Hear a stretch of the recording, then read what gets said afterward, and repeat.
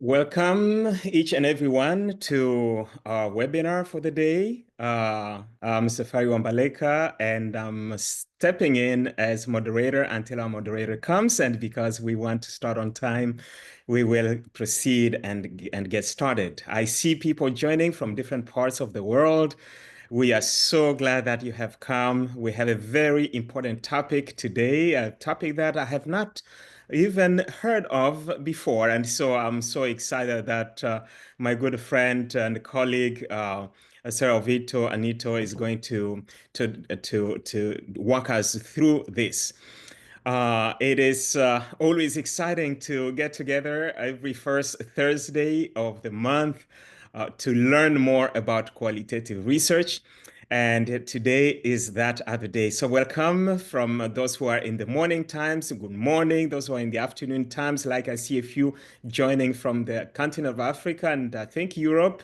Good afternoon. And those who are joining from Asia, good evening. Thank you for being with us. We are going to get started so that we can get out of here on top of the hour. So today our topic is visualizing knowledge, an introduction to SciMAT for thematic mapping. And our speaker is Sir Jovito Anito Jr., who is an associate professor at Jose Rizal Memorial State University and an adjunct professor at Central Mindanao University. I've been to Mindanao, but I haven't been to his university. This is one of those that I haven't been to at this point, but hopefully someday I will. He holds a yellow belt certification in Lean Six Sigma from Ateneo de Manila University and has completed specialized training in futures thinking and strategic project design and management at the Asian Institute of Management. An educator and researcher, he has taught research and qualitative methods at various institutions, including De La Salle University, Philippine Normal University, and Ateneo de Zamboanga University. And for those who are from the Philippines, you know that these are some of the leading universities in the country. These are some of the top universities. And so for somebody to teach then various top universities, that speaks volume about him. His work centers on science education, teacher professional development, and qualitative research methods. He has published in Scopus and ISI index journals and co-authored a chapter on qualitative research ethics in the Sage Handbook of Qualitative Research in the Asian Context. In fact, that is a project that I was part of. And actually, the first time I met him, we were both speaking in Portugal at a qualitative research, an international qualitative research conference. And when I saw him, I said, wait a minute, you look like you should be from the Philippines. And I'm also from the Philippines. And I'm sure he was surprised that, okay, a black man from the Philippines, that is extremely rare, if not impossible. But then from there, we have been in contact, and that's why we have been even able to publish together. Ms. Anito has led and contributed to several CHED-funded projects, and CHED, that is the Commission on Higher Education in the Philippines. And this project has been on education and assessment, and he regularly facilitates training on qualitative research, action research, and research publication. He's a member of the National Research Council of the Philippines and is listed in DOTS Spheres, the Directory of Philippine Experts and Scientists. One thing I can add to this, he's a very, very calm man, brilliant, humble, and he just wants to share what he knows and empower other people. So we are going to be blessed right now. Sir, you have 25 to 30 minutes to share with us what you have prepared. Let's all enjoy the learning. Thank you so much, Safari, for that very generous introduction. I'm humbled and pressured. And thank you, everyone, for deciding to join us this morning, this evening. I know it's morning in some places, and you took the courage to join us today. And we thank you for doing that. This is very important and a very interesting topic, I should say. Very useful every time we start or plan to start our qualitative research or qualitative inquiry, or we plan to finish our qualitative inquiry. Either way, we will be utilizing the literature, and this application I find very useful for us to use, for us to explore. So I'd like to, I'm not sure, hold on.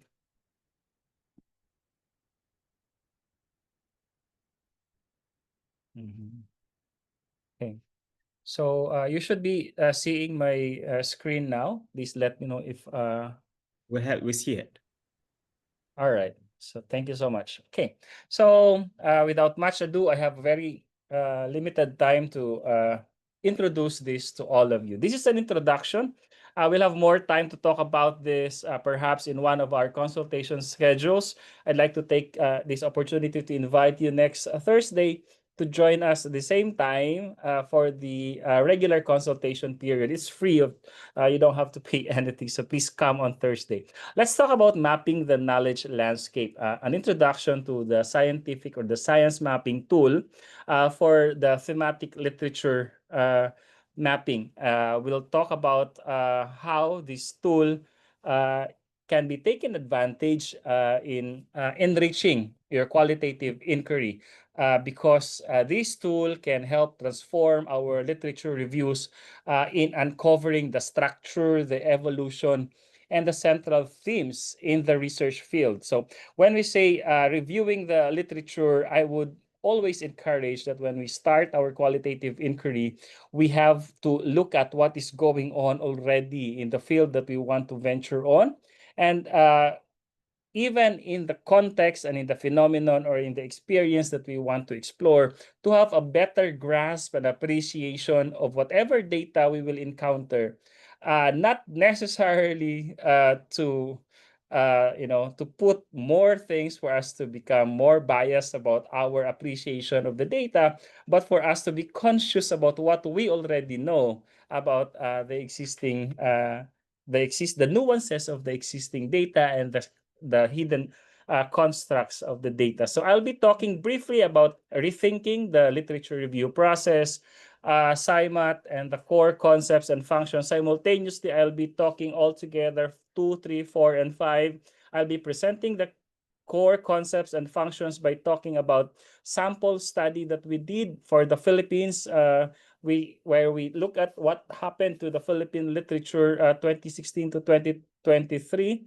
And then we all together, we will be simultaneously, I'll be talking about understanding the strategic diagram, which is one of the outputs of the SciMAT tool, tracing the thematic evolution, how the themes have evolved over time. And I'd like to end this talk by talking about how can we integrate this in the qualitative inquiry or in qualitative research. So I'd like to pin this for our or to kickstart our discussion.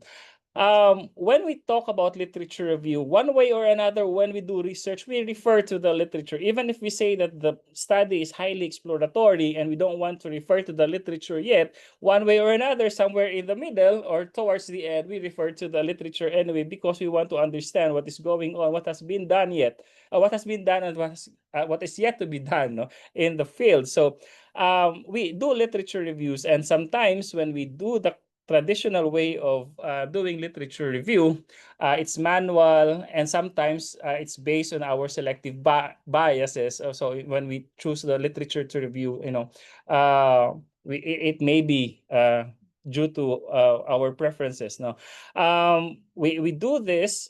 We use a tool to address that, and to also scale up. When we use the traditional way of doing the literature review, we are limited in terms of the scope, in terms of the number of the volume of the studies that we review. So when we use a tool like this, we can have more literature items to review, so that we can have a better grasp or understanding or visualization of the pattern, the trend of the themes, the dynamics of the knowledge systems. So that's very crucial. The structured understanding of how knowledge is produced And how knowledge evolves is very crucial in qualitative research, and that's why more studies and a better grasp of these studies may be necessary when we begin our qualitative inquiry or when we analyze our data. Above all, we can have a better picture of what is going on in the discipline, again, for us to be to use this in our analysis. All right. So what is a SciMAT? Basically, the SciMAT is the science mapping tool. It's developed in University of Granada by some scholars. By the way, when you email them, if you have question regarding the use of the tool, they are very, they're very open and friendly, and they respond to your queries. This tool offers you to provide the summary and the strategy or the strategic diagram of of the literature that you have studied. So I'd like to introduce this tool, its functions, its concepts, and visualizations, or their key features, by highlighting one of the studies that we have done. This is a study about what happened to the Philippines during the pandemic, but because we want to understand the situation in the Philippines during the pandemic, we also had or we also took a portion of what has been produced in the Philippines prior to the pandemic, so that we can have a point of comparison. So the context of the case that I am going to introduce or to present to you as a sample is an investigation of all the studies that were done in the Philippines from 2016 to 2023. I guess, if I'm not mistaken, the total number of studies were at the tune of about 40,000 articles. So this is the volume of the studies that we have done. What we did was we used the metadata. It means that we used the keywords, the title, and the abstract of the studies for as our input, as our data in this analysis. So again, SciMAT is an open source. It is based on word co-occurrence, no? Understanding the position, understanding the co-occurrence of words in the text, etc. And it gives us visualizations, which I will be presenting later on. Okay, so I'd like to talk about this is actual data coming from the study, and this is in the introduction of the key features of the SciMAT. So SciMAT, when you run the SciMAT, when you plug in all those data, the title, the keywords, and the abstracts of studies, it can give you this or the following visualizations. Number one is the thematic network construction. So the thematic network construction gives us simply the relationship of, or first of all, it gives us the dominant themes in the literature. So for example, this is one of the thematic network construction, or the thematic networks that were returned by SciMAT when we ran that 40,000 plus data of Philippine studies. So this is one of the so many. So this is not just the only thematic network that was provided by the application. So this one is an example of a thematic network wherein every dominant theme is visualized in terms of how it is related with the other themes in the data. So for example, this one, we can see here that the low income country, which is at the middle, is the most central theme in this thematic network. So this is one of the thematic networks. As I have said, we got a lot of thematic networks returned by the system from the data. It suggests that it is a pivotal concept in the research domain.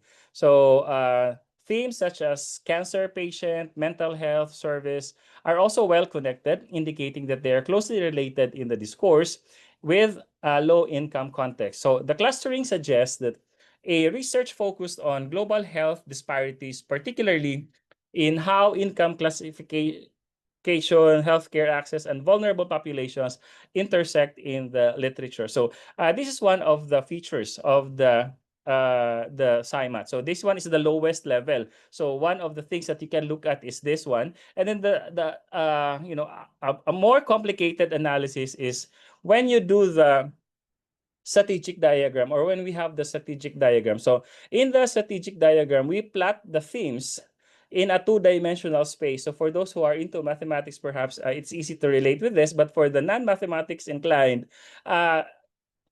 picture this as just an interaction of the centrality of the theme. We call it the importance of the theme, how important the theme is, and the density of the theme, the internal development, or how developed the theme is in itself. So we can have the x-axis as the centrality axis, and we have the y-axis, the vertical axis, as our density axis. So when we look at this sample, this is an example. This is real data coming from our study.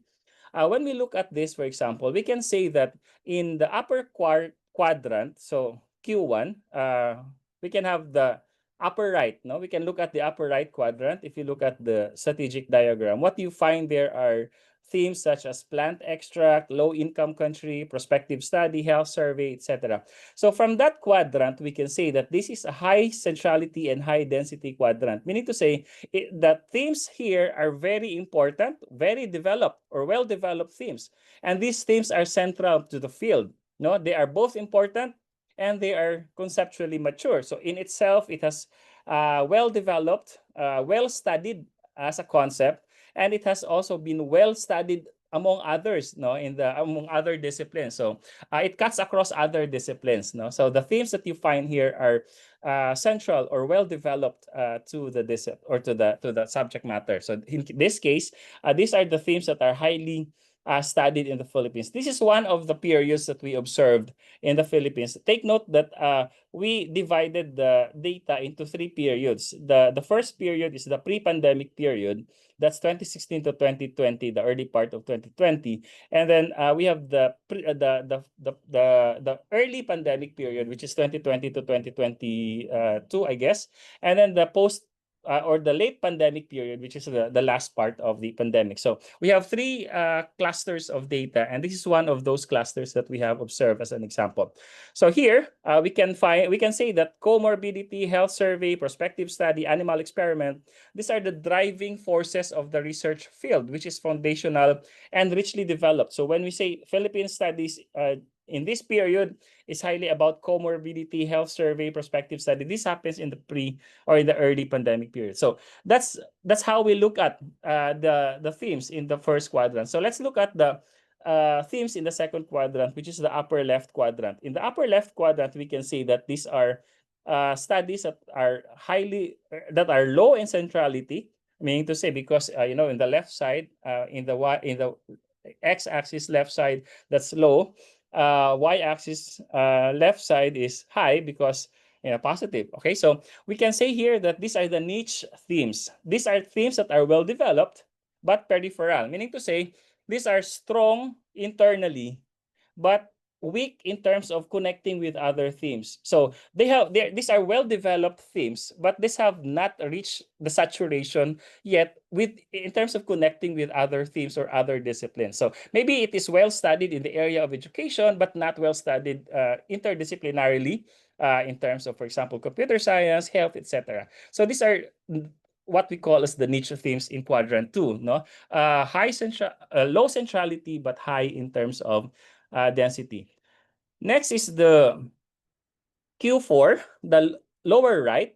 We can say that it's high centrality, low density quadrant. These are important themes, but these are underdeveloped themes, meaning to say these themes are studied by many of the disciplines. Maybe it's studied in education, it is studied in health, it's studied in computer science and business, but as it is not that well studied. So this is the interpretation of our Q4 themes, high centrality and low density quadrant. For example, in this case, the risk factor can be interpreted as widely referenced. It is referenced in studies in business, in computer science, but it lacks thematic cohesion in itself. So it is ripe for deeper, more focused research. So these are some of the implications of these types or these kinds of themes. And finally, the most interesting for me, is the Q3, which is the quadrant where we find the emerging or the declining themes. This is in Q3, very low centrality, very low um, density, because it could mean two things, no? It depends, no? It could be themes that are emerging, new themes, not yet been established in the previous periods, but it could also mean as declining themes. So when we say that this can be declining themes, perhaps we can find themes that are coming from Q2 or Q1 in the past, then suddenly in the next period, it fell in this Q3 quadrant. Then we can say that these are themes that have already been declined in terms of its in terms of its in terms of the interest of researchers. So what can we get from this, or what does this imply? Now, it can tell us that these are themes that may be previously being studied, very common in the previous studies, but it loses interest among scholars. For example, floods. No, we found out that in the Philippines, there is a decline in terms of studies about floods. So that's one of the implications, that when we look at, for example, studies later on, we can see that these are one of the things that may be emerging or declining in the literature. So that's the second feature. Again, the first feature was the thematic network. The second is the strategic diagram. And then we have the third as the evolution map.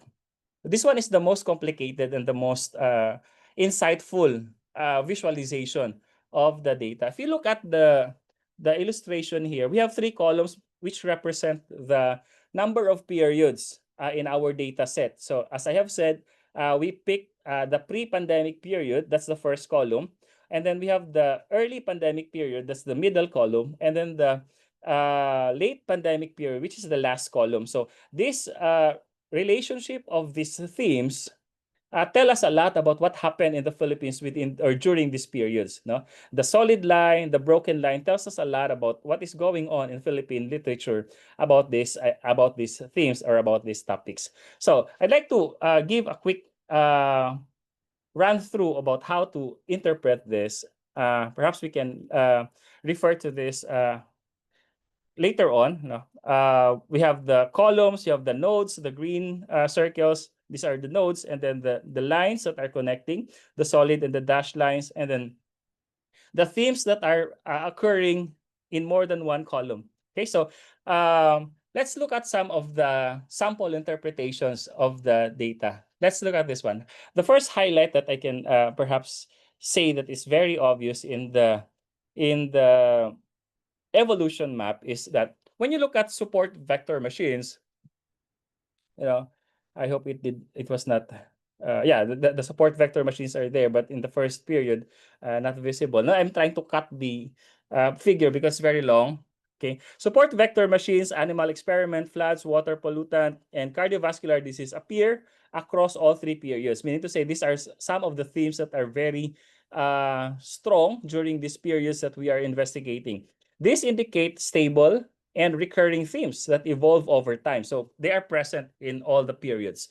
Okay, their continued presence with multiple linkages suggests that they are core or developing research areas in the field. So that's one of the highlights that we can pick from this visualization. Second, we can look at some emerging and strengthening connections. For example, look at the risk factor, crops, health survey. They emerged or strengthened in later periods. So perhaps we started with some dashed line, and then later on it developed into some solid lines. No, this indicate the rising research interest or the thematic diversification. So perhaps more people get interested in the study of crops or health survey, etc. Okay, comorbidity and perspective study, for example, gain more conceptual weight in later periods, likely due to their relevance during the pandemic, which is understandable and it's very easy to comprehend. Third, another highlight when it comes to divergence and convergence of themes. Sorry. I guess I did not change that.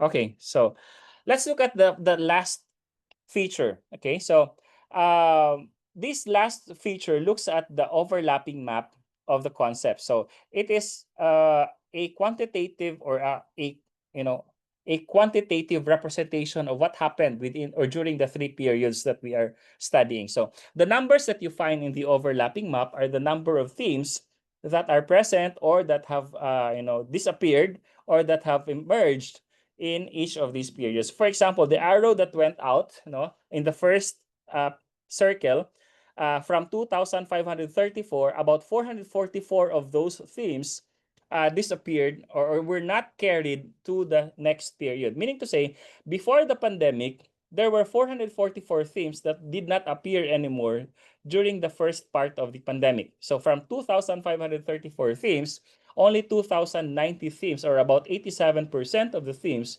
were brought into the second period or were carried into the second period. In terms of stability, this is high because 87% stable. In terms of the theme, we can say that the Filipino scholars are consistent of what we are studying.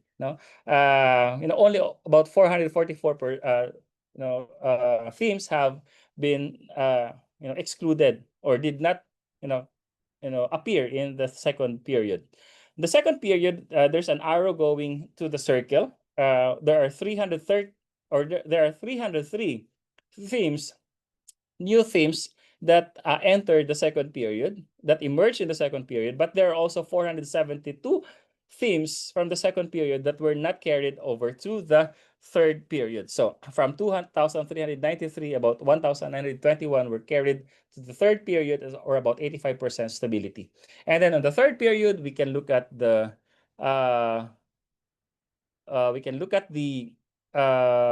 number of themes that emerge. We have no comparison anymore of how many went out because we have no period after that. Okay, so that's how we interpret our stability map or our overlapping map. Okay, so these are the basic features of the SciMAT, and that can give us a very insightful information about the field that we are studying. So I'd like to walk you through now to 9 important ways that we can integrate this information or these ideas in our qualitative research inquiry. For example, we can have from mapping to meaning. We can have the map, and then we interpret, we find meaning in that particular map. Okay, SciMAT provides a macro level overview of the research field. If you notice, right, we can see what is going on in the discipline, what is going on in the field. We can identify dominant themes, emerging themes. We can identify declining themes. These maps, of course, can be used to formulate meaningful qualitative research questions, right? We can ask certain themes or why the certain themes dominate, for example, how they have evolved, and what gaps remain unexplored. Okay, so this is one of the things or how we can use that. Example, if comorbidity emerged as a motor theme or themes that appear in the quadrant 1 of the strategic diagram,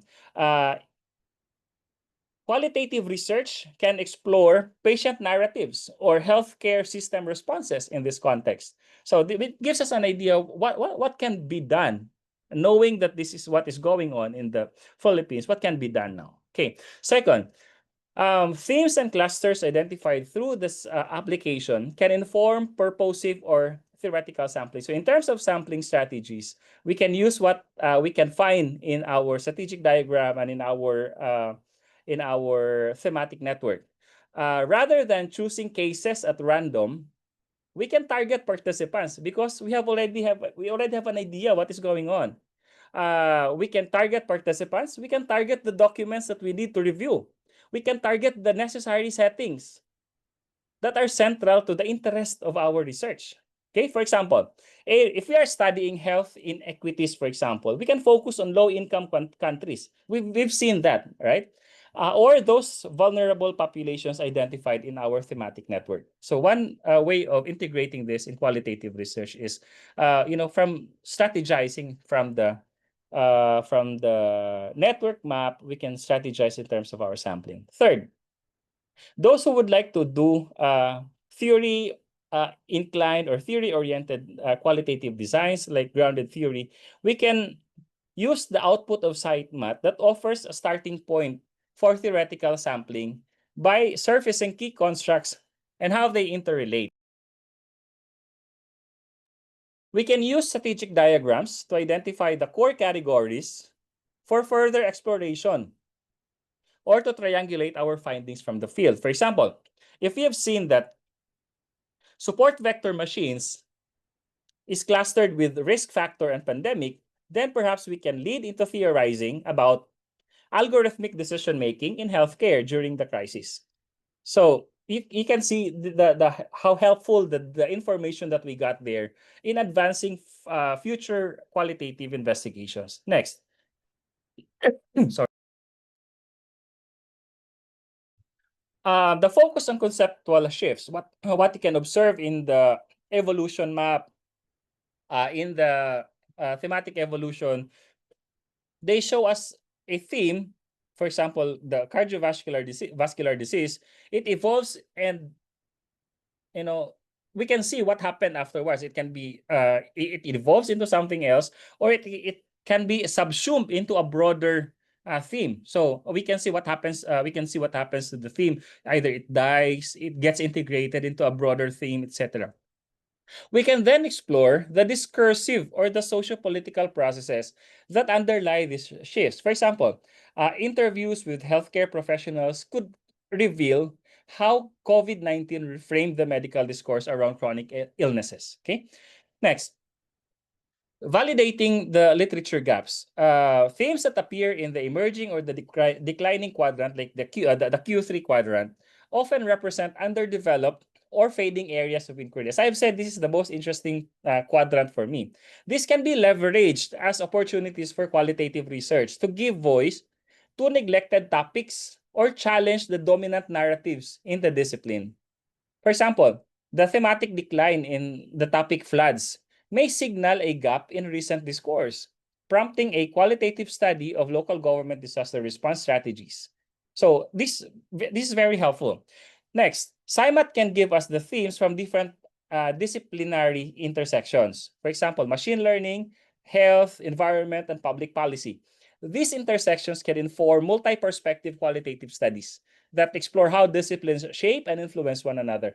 For example, a qualitative study could investigate how data scientists and health professionals or practitioners collaboratively interpret risk models. So these are examples. Visual aids in coding and analysis. By looking at the diagrams, the cohort networks, it can serve as visual anchors when developing the initial codes. When you code using any coding system, for example, NVivo or MaxQDA, sometimes we need to start with something. So this can give us a reference where to start in our coding process. Okay, researchers can align their codes with identified themes, making the analysis grounded in literature. Example: if mental health services and healthcare cost cluster around low-income country, this can become initial parent codes. Okay, next.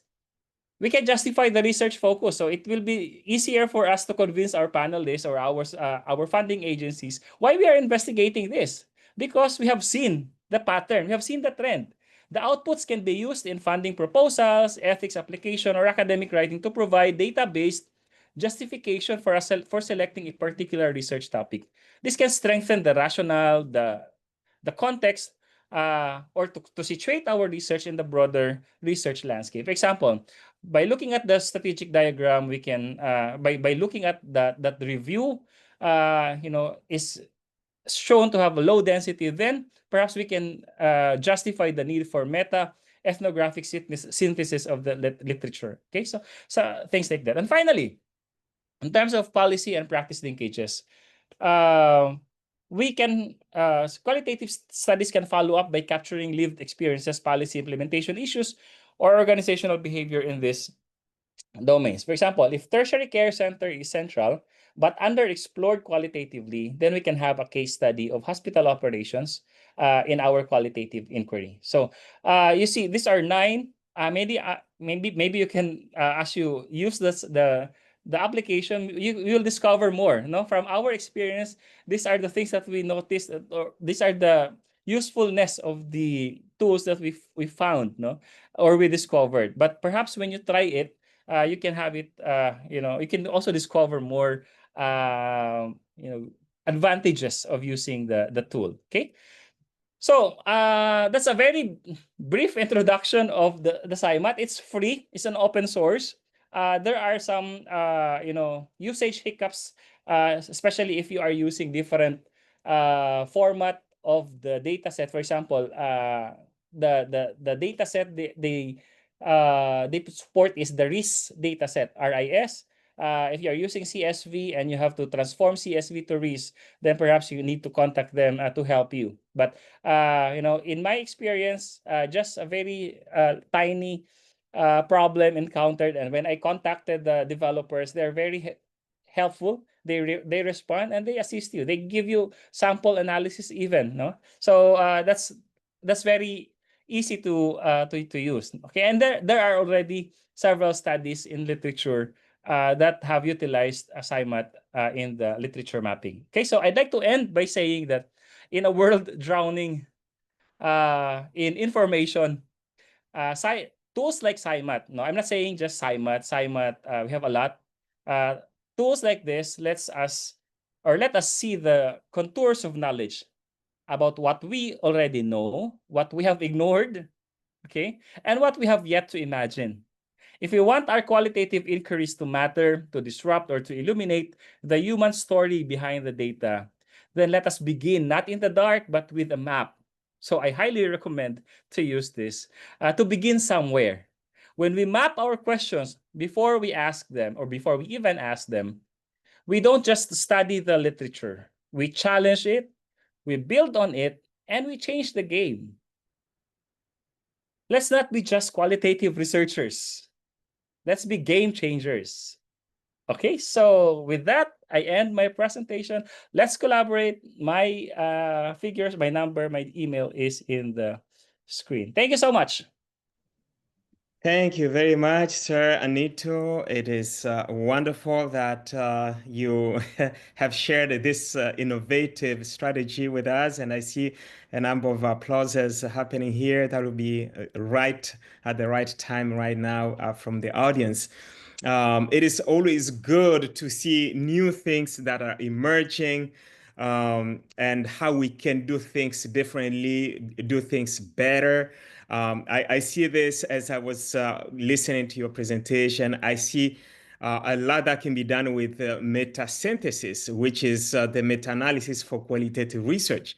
This will be an excellent tool for that. And so please reach out to Sir Anito for more input. I think there should be actually a training on this, like 1 or 2 days training on this, something to think about from our training and the webinar committee that organizes these.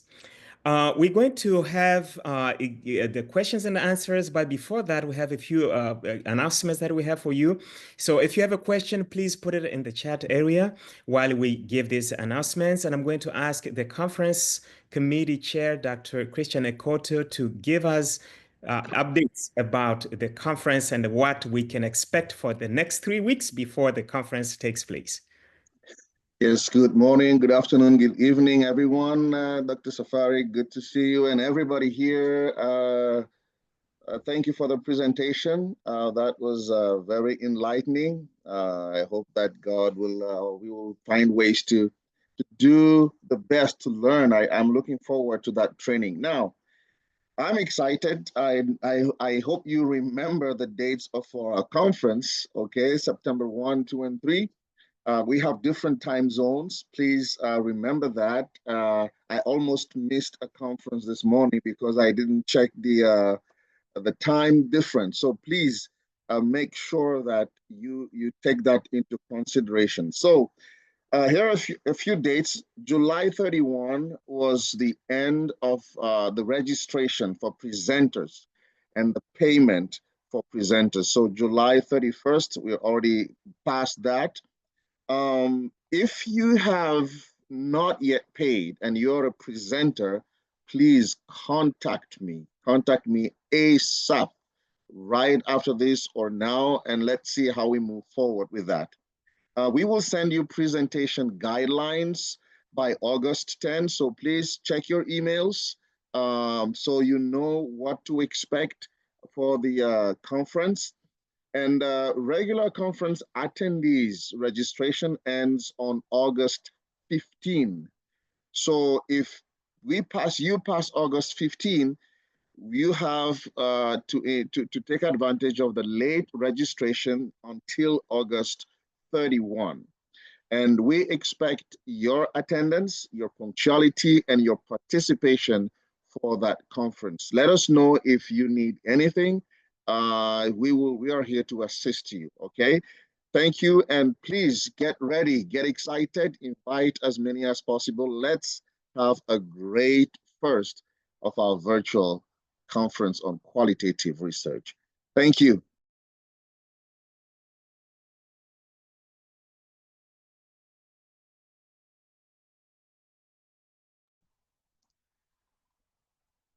I can't hear you, Dr. Safari.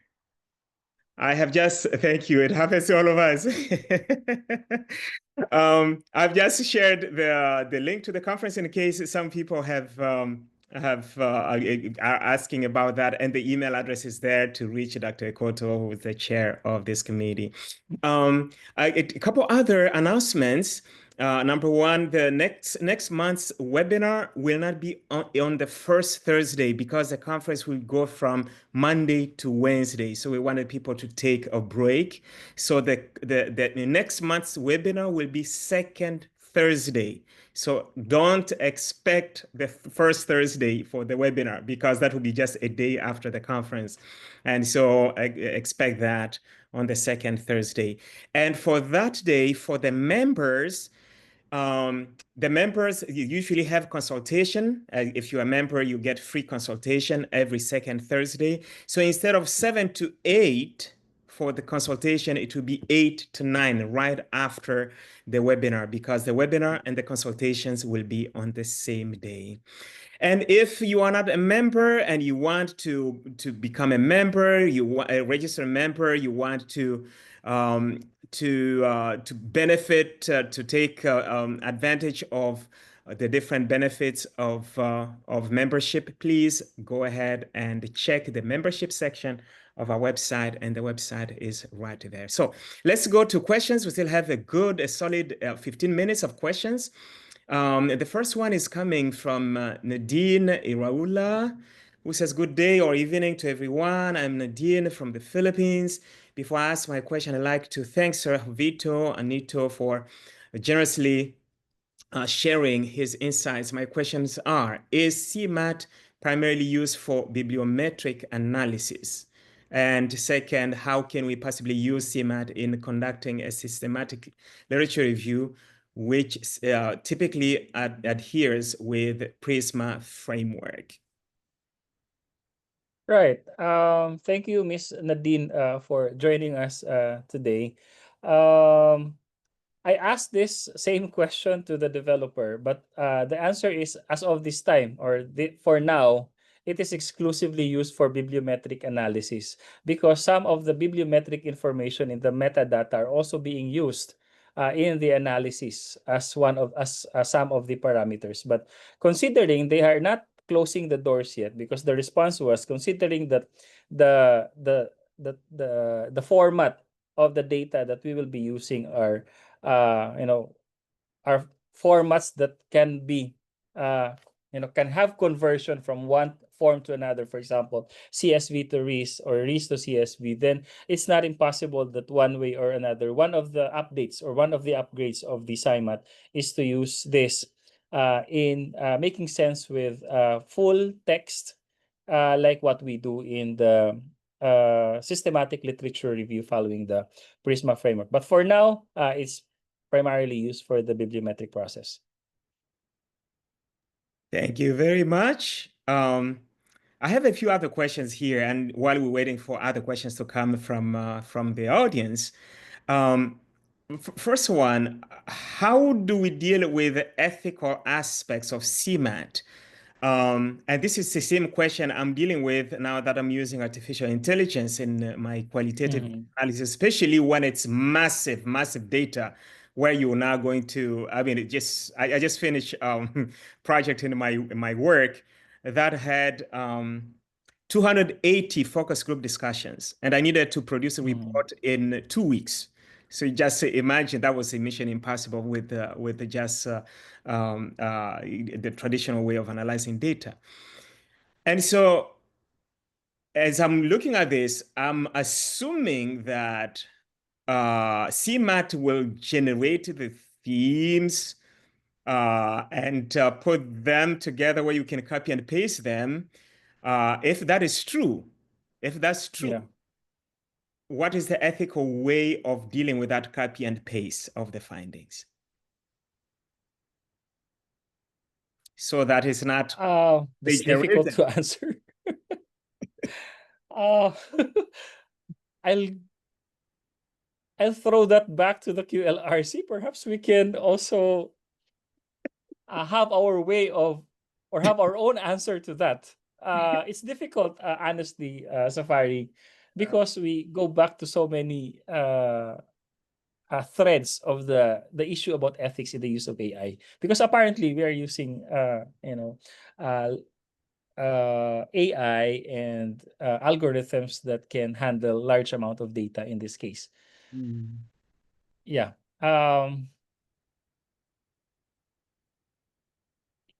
Perhaps transparency of all the steps that we have undertaken. One way that we can make sure that we uphold the ethical conduct, transparency, telling all the details of how we did it, including the copy and pasting. These are images that are generated from these machine algorithms, and we are utilizing this, to make sense and to make decisions. And I guess that's basically what is going on, even if you're using other platforms as well. And to be honest, I don't think there's a single answer to that. It will always be very context dependent, and it will always be upon the consensus of the organization. Yeah, that is something that we will have to quickly address. And here's my take on that as I was reflecting on this, because this was my first time to really use artificial intelligence extensively for this, because I mean because of the weight of the project I was working on. I said, why is it that, and I'm going to leave this just for us to reflect on. I always ask that. Why is it that when people copy and paste from SPSS in quantitative research, nobody challenges us when we are doing that? But when it's something that would be done with the qualitative research, we always have a lot of things that have to come up. So to me, there's an issue of the battles of the approaches here. There's an issue of the equity of research approaches. If we do not have to cite anybody or to rephrase the statistics and the tables that we get from SPSS, we should have the same rights and privileges to copy and paste things that have been generated by the computer as far as qualitative research is concerned. And I'm hoping to start making a case on this in a publication one of these days. I know it will stir up a lot of noise, but we have to address it. We have to address it. We cannot just leave it open-ended like that, because it's a serious challenge. Anyways, I just wanted to know what were you thinking about that. Well, it's part of the bias that qualitative researchers have been trying to overcome ever since. Yes. Actually, that's true. A lot of complaints have been, there's subjectivity and qualitative research, which we embrace in qualitative research. We embrace that. We don't try to hide it as we do in the quantitative. Anyways, I'm not going to go there. Let's stick to presentation. How is density determined?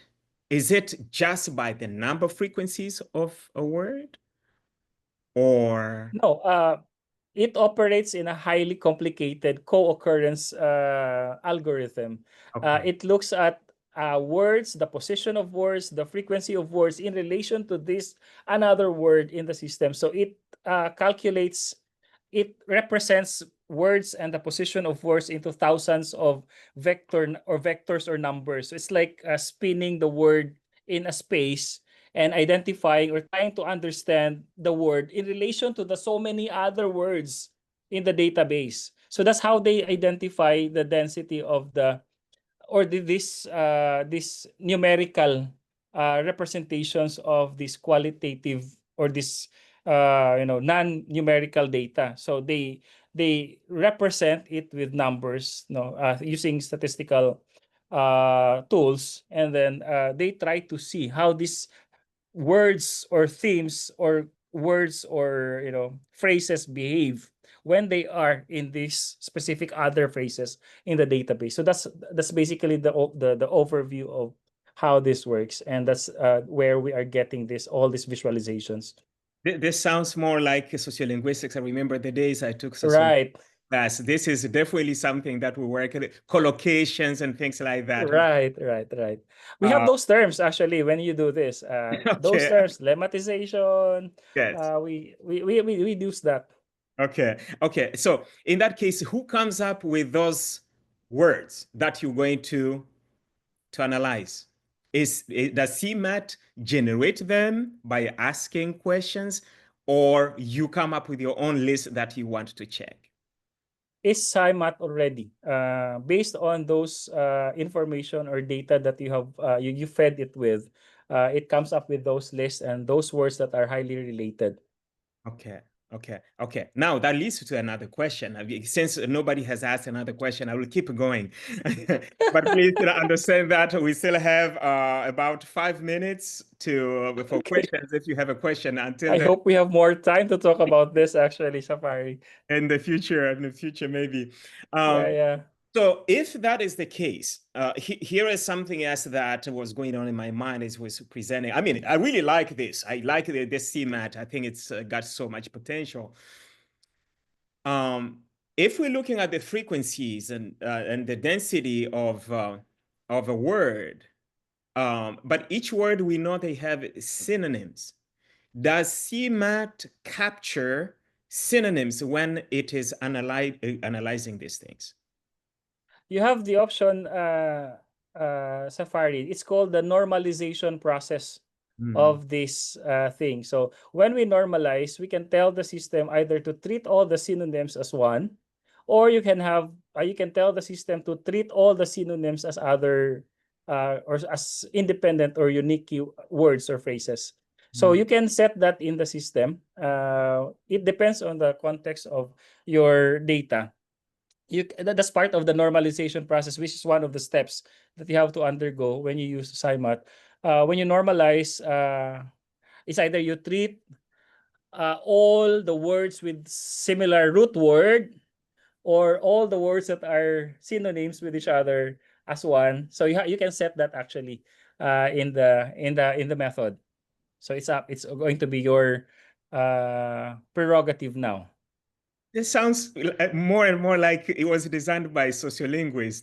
That's the stuff Right. sociolinguistics. I talk to a lot of language or scholars into linguistics, and then they're like very interested in that, in this tool because it's really similar to what they are doing in the apps that they are using also.